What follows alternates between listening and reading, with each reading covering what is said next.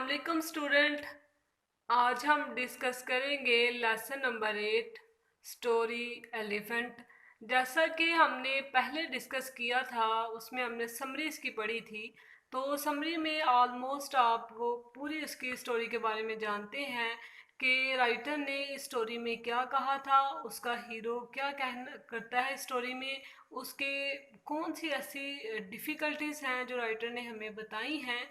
लेकिन इसके बाद आज हम डिस्कस करेंगे discuss few themes you find in the short story elephant by Raymond Carver. इसमें वो कौन सी ऐसी थीम्स हैं, चंद हम जो थीम्स हैं उसको डिस्कस करेंगे जो कि राइटर ने इसमें बयान की हैं। सबसे पहले क्वेश्चन नंबर 1 की हम इसके जो मेन पॉइंट्स हैं, जो मेन थीम है एज अ हेडिंग के तौर पे, वो हम उसका हम जिक्र करेंगे। जो कि ये देखिए पेज पे मैंने पॉइंट्स निकाले हुए हैं, पहले इसको डिस्कस करेंगे, उसके बाद हम टेक्स्ट पढ़ेंगे और मुश्किल अल्फाज के मीनिंग आपने अपनी बुक पे लिखने हैं। जैसा कि देखें, the main theme of the story is struggle. सबसे पहला जो थीम हमें राइटर ने बताया है वो हमें बताया स्ट्रगल के बारे में, जद्दोजहद के बारे में बताया है कि किस तरीके से उसका जो हीरो है वो स्ट्रगल करता है। The protagonist of the story struggles day and night. Protagonist जो हीरो है स्टोरी का, वो दिन और रात स्ट्रगल करता है। कैसे स्ट्रगल करता है, हमें कैसे पता चलता है कि वो स्ट्रगल करता है, किस फॉर्म में स्ट्रगल करता है, ये तो हमें बता दिया गया है। लेकिन स्ट्रगल इस फॉर्म में करता है कि ही अर्न्स मनी, वो दौलत कमाता है। मैनी डिपेंडेंट्स, इसका हम जिक्र करेंगे तफसील से कि उसके बहुत से डिपेंडेंट हैं, बहुत से लोग हैं जो उस पर इन्हसार करते हैं, फाइनेंशली उस पर इन्हसार करते हैं। जैसे कि उसकी वाइफ है, उसका बेटा है, उसकी बेटी है। तो वो लोग क्या करते हैं, उसी पे डिपेंड करते हैं। इसलिए हीरो को स्ट्रगल करना पड़ता है, हार्ड वर्क करना पड़ता है, ताकि वो अपनी फैमिली की जो ख्वाहिशात हैं उनको पूरा कर सके।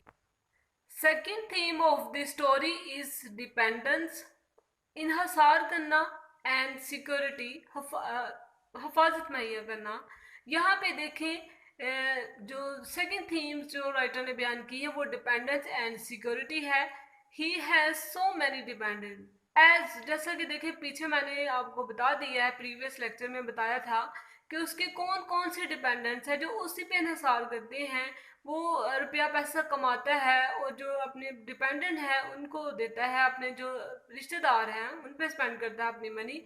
और इसी फार्म में वो इनको फाइनेंशियल सिक्योरिटी फ्राहम करता है। किस फार्म में, जब उनकी वो हिफाजत करता है और इनको दौलत देता है। थर्ड देखें, acceptance is another theme of the story. Acceptance होता है कबूलियत करना, किसी चीज़ को कबूल करना। लेकिन यहाँ पे जब आप वर्ड एक्सेप्टेंस देखेंगे तो आप ये सोचते होंगे कि एक्सेप्टेंस का तो यहाँ पे ताल्लुक हमें नज़र नहीं आता। लेकिन राइटर ने किस फॉर्म में एक्सेप्टेंस को यहाँ पे थीम के तौर पे यूज़ किया है कि वो जो आपने देखा है, आपने समरी में आपने पढ़ा होगा कि राइटर क्या है, वो एक इंजॉयफुल लाइफ गुजारना चाहता है। वो चाहता है कि उसकी लाइफ भी खुशियों से भरी हो, वो हार्ड वर्किंग नहीं करना चाहता।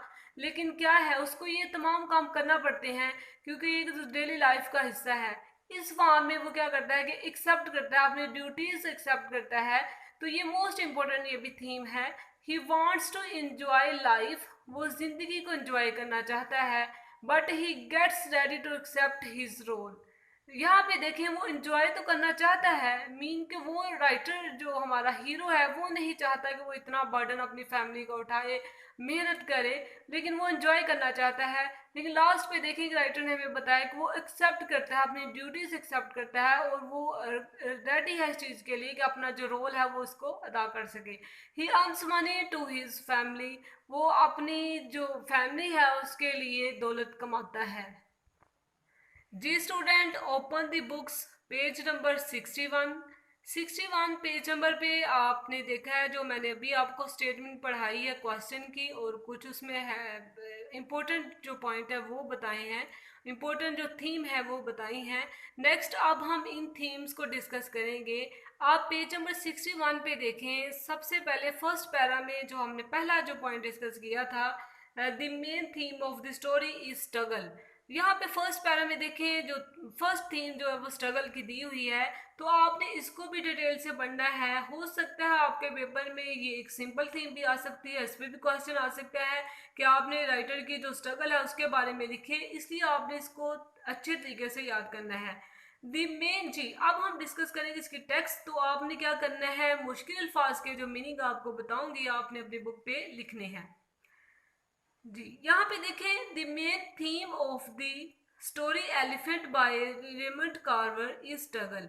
मेन थीम जो स्टोरी का, इस कहानी का एलिफेंट का है वो क्या है, स्ट्रगल, जद्दोजहद करना। इसमें आप तफसील से मैं आपको बताऊंगी कि राइटर ने कहाँ पे किस तरीके से जो अपना हीरो है उसका स्ट्रगल जो है पेश किया है।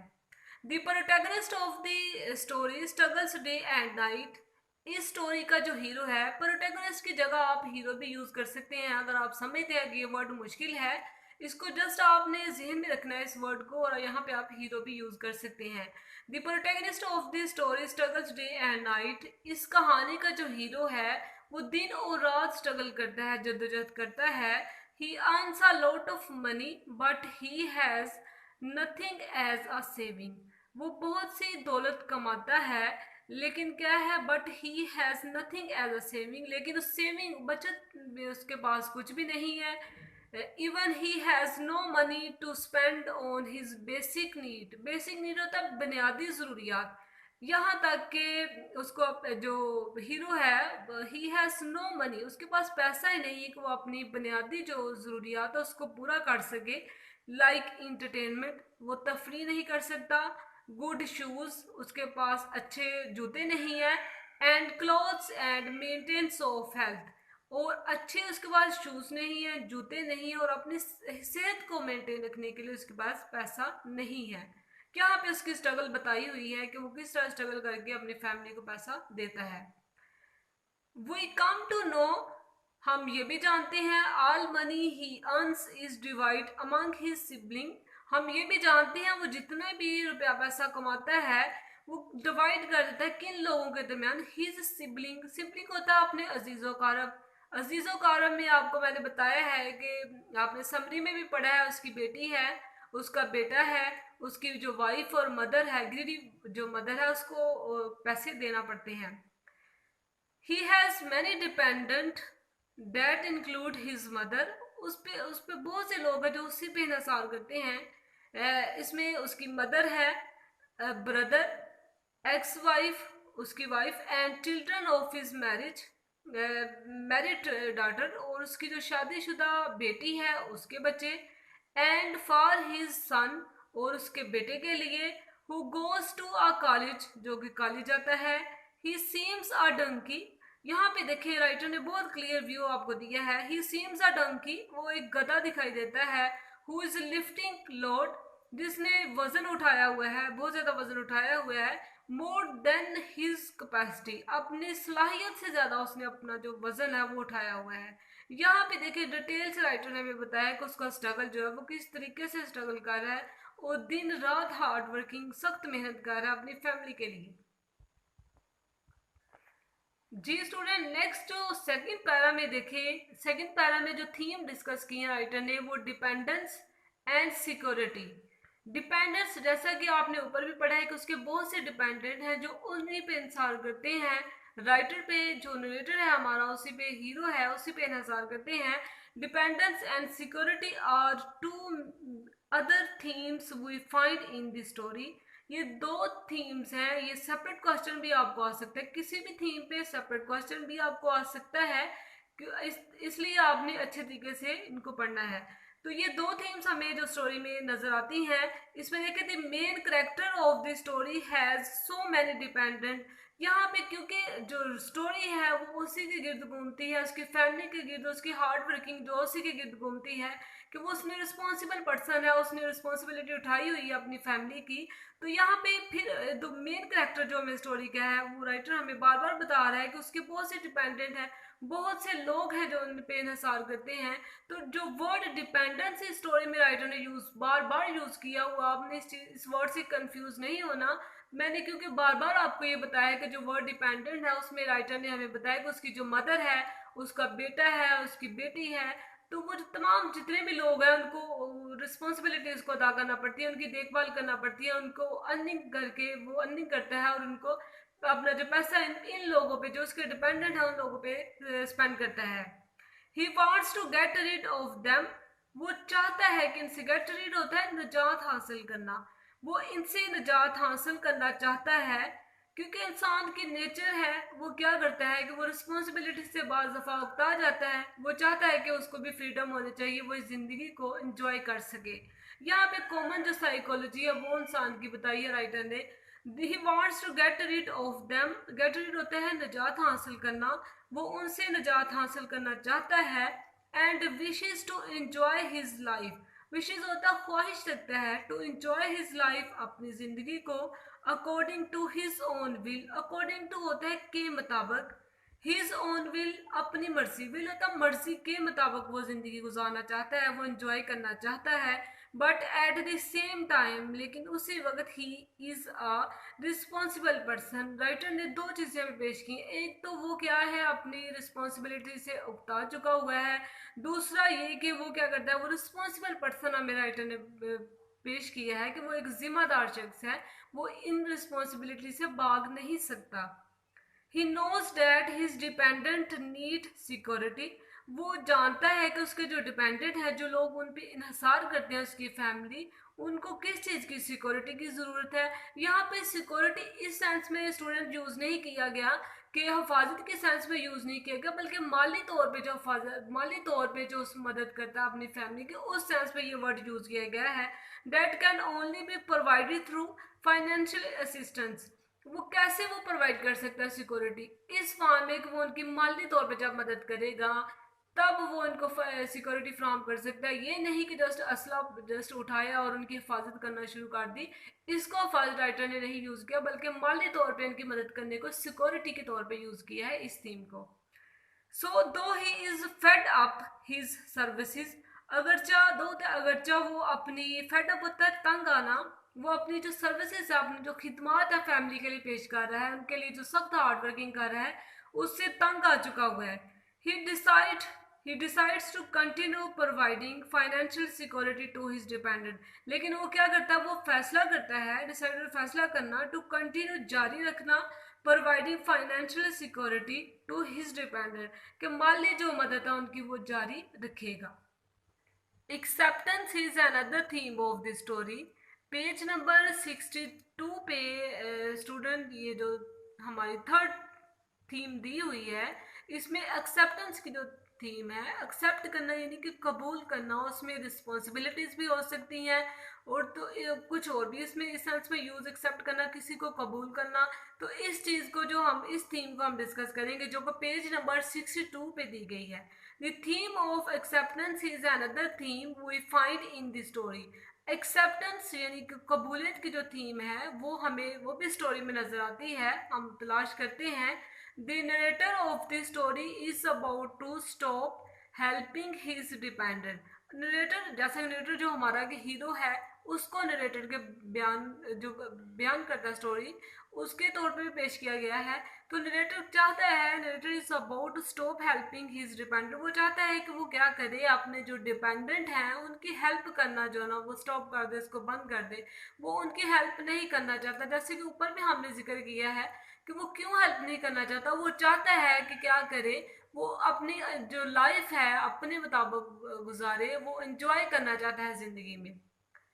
ही is too tight to work, too tight बहुत ज़्यादा थक चुका है, वो बहुत ज़्यादा थक चुका है कि वो काम नहीं करना चाहता।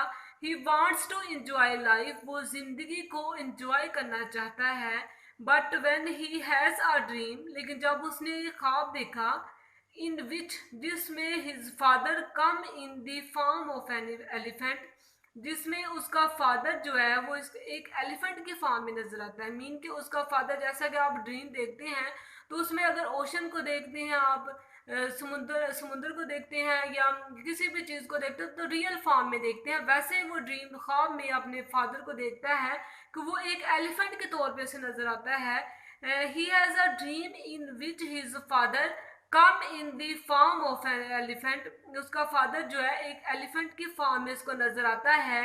And advises him to keep on his services, और उसको नसीहत करता है to keep on his services for his relatives, कि अपने जो रिलेटिव्स होते हैं रिश्तेदार, अपने जो रिश्तेदार हैं सर्विसेज की, उनके सर्विसेज होता है खिदमात, अपने जो रिश्तेदार हैं उनके लिए अपनी खिदमात को जारी रखो। मीन कि वो जो अखराजात हैं जो वो अर्निंग करता है या उनकी ज़रूरियात पूरी करता है, उसका फादर कहता है कि उसको वो जारी रखे, उसको स्टॉप नहीं करे। He is convinced and get ready to accept his role, वो इस चीज का कायल हो जाता है एंड गेट रेडी, और तैयार हो जाता है to accept his role he is already playing. वो क्या करता है, वो अपना जेन थोड़ा सा चेंज करता है, क्योंकि वो चाहता नहीं था इनके लिए नहीं करता, लेकिन जब वो अपने फादर को देखता है ड्रीम में, ख्वाब में देखता है, तो वो चाहता है कि वो क्या करे, दोबारा से अपना रोल जो है वो अदा करना शुरू कर दे, जैसा कि वो पहले भी कर रहा था, अपनी रिस्पॉन्सिबिलिटी जो अपनी जिम्मेदारी पूरी कर रहा था। His acceptance shows that he is willing to work for other, और उसकी जो एक्सेप्टेंस है वो शो करती है कि वो क्या है, वो विलिंग है अपनी मर्जी से दूसरों के लिए काम करने को वो कबूल करता है। तो स्टूडेंट, ये हमारा क्वेश्चन नंबर फर्स्ट था जो कि हमने कंप्लीट किया है, इसको हमने पढ़ा है। इसमें सबसे पहले हमने क्वेश्चन की जो आउटलाइन दी हुई थी, क्वेश्चन का पहले हमने क्वेश्चन पढ़ा है, उसके बाद जो मेन थीम्स थी वो हमने डिस्कस की है। पहले हमने क्या किया है, पॉइंट डिस्कस किए थे, पॉइंट डिस्कस करने के बाद वो कौन सी थीम है वो डिस्कस करने के बाद हमने बुक से वर्ड टू वर्ड पढ़ा है, और मुश्किल अल्फाज के मीनिंग आपको लिखवा दिए गए हैं, वो आपने बुक पे लिखने हैं, और अच्छे तरीके से ये क्वेश्चन याद करना है, इम्पोर्टेंट क्वेश्चन है, और याद करने के बाद इसको आपने ज़बानी लिखना है।